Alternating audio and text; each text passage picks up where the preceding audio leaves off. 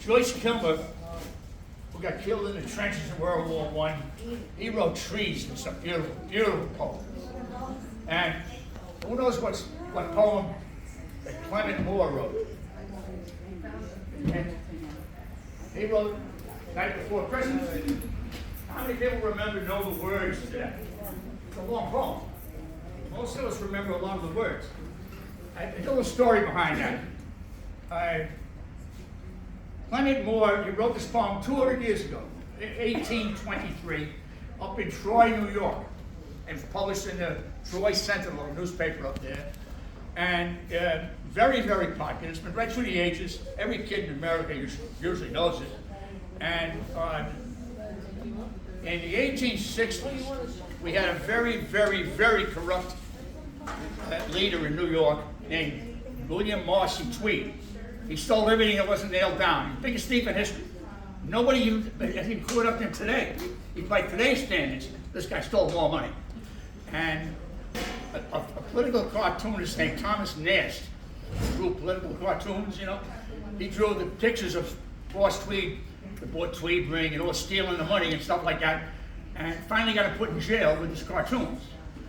But he was reading Clement Moore's poem, and he drew our very first picture of Santa Claus, from the description of Santa Claus in this poem. Okay? Now most of you know a lot of it, so if you can help me along with it, it's okay. Somebody gave me this fancy copy of it. I remember it as a kid. I thought it was neat, you know? This is a very fancy thing. And I'm gonna when I raise my hand, you can help me out a little bit, okay? I'm gonna use it. We kind of sing it a little bit, you know? Sing songy, you know? Okay, you help me along. Actually, I'm gonna raise my hand particularly at the end a couple of sentences, you know? You can help me out with that, okay? Was the night before Christmas, and all through the house, not a creature was stirring. Not even a mouse. Right? The stockings were hung by the chimney with care, in hopes that St. Nicholas Soon would be there. The children would nestle all snug in their beds, while visions of sugar plums danced in their heads. And I, in my kerchief, my in her cap, had just settled down for a long winter's nap.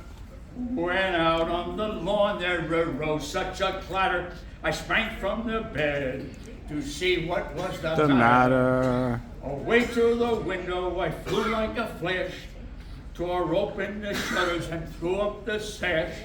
The moon on the breast of the new fallen snow gave a luster of midday to objects below. When what to my wandering eyes should appear but a miniature sleigh and a tiny reindeer, with a little old driver so lively and quick, I knew in a moment it must be Saint Nick. More rapid than eagles, his corsairs they came, and he whistled and shouted, and he called them by name. You know the names? No? On Dasher, on Dancer, on Prancer and Vixen, on Comet and Cupid, and Donner and Blitzen. From the top of the porch to the top of the wall, now dash away, dash away, dash away all. As the dry leaves that before the wild hurricane fly, when they meet with an obstacle, mount to the sky. So up to the housetops these corsairs they flew, with a sleigh full of toys and St. Nicholas too. Okay? And then in a twinkling I heard on the roof the prancing and pouring of each little hoof. As I drew in my head and was turning around, down the chimney St. Nicholas came with a bound.